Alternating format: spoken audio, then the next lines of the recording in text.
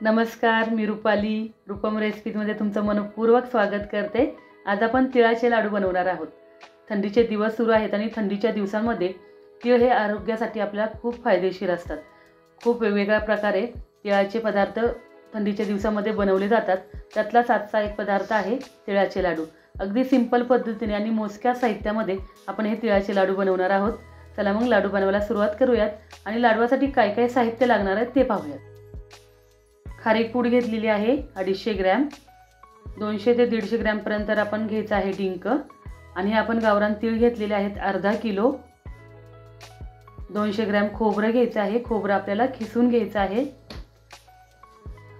आणि अर्धा किलो आपण घेतलेला आहे गूळ। गूळ आपला साधा जो रेग्युलरचा असतो तोच वापरलेला आहे। आता सुरुवातीला आपण पांढरे तीळ छान खमंग असे भाजून घ्यायचे आहेत। मीडियम गॅस करून हे तीळ आपल्याला भाजायचे आहेत। तुम्हाला दिसत असतील अगदी गावरान तीळ आपले आहेत, पॉलिश वगैरे केलेलं नाहीये, साधेच तीळ आहेत। त्यामुळे ह्या लाडवाची टेस्ट अजून छान लागते। पांढरे तीळ आपले भाजून झालेले आहेत। आता खोबरं भाजून घेऊयात। खोबरं पण छान आपल्याला खमंग भाजून घ्यायचं आहे। तर अशा पद्धतीने आपण खोबरं पण भाजून घेतलेलं आहे। आता त्याच कढईमध्ये आपण 1-2 पळ्या तूप घालूयात। तूप छान गरम झालं की आपल्याला डिंक तळून घ्यायचं आहे।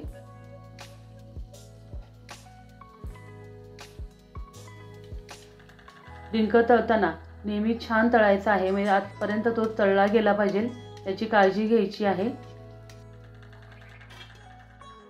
अशा पद्धतीने आपण डिंक तळून घेतलेला आहे। आता एक्स्ट्राचं जे तूप आहे ते काढून घेऊयात आणि त्याच कढईमध्ये अगदी हलकीशी आपल्याला खारीक पूड भाजून घ्यायची आहे। जास्त भाजायची नाहीये, थोडीशीच हलकीशी भाजून घ्यायची आहे।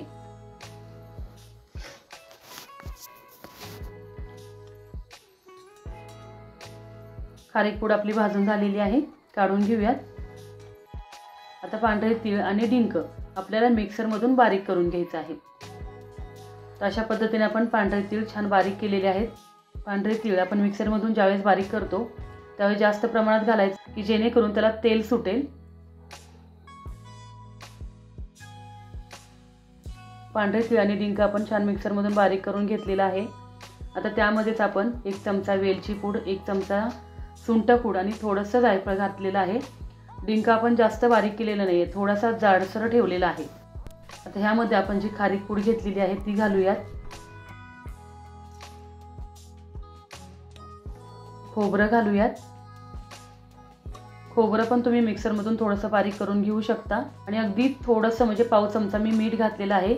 मीठ घातल्यामुळे लाडवाची टेस्ट वाढते, चवदार लागतात लाडू, म्हणून थोडंसं मीठ घातलेलं आहे। आता हे सर्व मिश्रण एकजीव करून घेऊयात। आता एक कढई आपण गरम करण्यासाठी ठेवलेली आहे, त्यामध्ये गूळ घालूयात। अर्धा किलो गूळ आपण वापरलेला आहे आणि 2 मोठ्या पळ्या आपण तूप घातलेलं आहे। आणि ह्या तुपावरती आपल्याला गूळ छान वितळून घ्यायचा आहे। लक्षात ठेवायचं आहे गुळाचा पाक करायचा नाहीये, फक्त गूळ वितळून घ्यायचा आहे।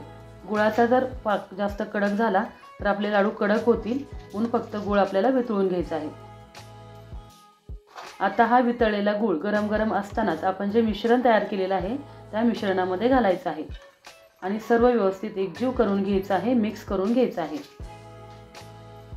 आणि हे लाडू गरम गरम असतानाच आपल्याला बांधायचे असतात। मिश्रण जर थंड झालं ते लाडू आपल्याला वळता येत नाही। चुकून जर तुमचं मिश्रण थंड झालं तर परत एकदा अगदी हलकसं तूप घालून परत कढईमध्ये छान गरम करून घ्यायचं आहे आणि त्याचे लाडू छान बांधायचे आहेत। अशा प्रकारे आपले लाडू वळून झालेले आहेत। किती छान दिसत आहेत आणि खायला पण खूप स्वादिष्ट आहेत। अगदी खुसखुशीत हे लाडू लागतात। डिंक घातल्यामुळे लाडवाची टेस्ट अजून वाढते। तर अशा पद्धतीने आपले हे तिळाचे लाडू तयार झालेले आहेत। मग आजची रेसिपी तुम्हाला कशी वाटली मला कमेंट करून नक्की कळवा। व्हिडिओ आवडल्यास लाईक करा, शेअर करा, नवीन असाल तर सबस्क्राईब करून शेजारील बेल आयकॉन दाबायला विसरू नका। चला मग भेटूया अशा छान छान डिलिशियस रेसिपी घेऊन पुढील भागामध्ये।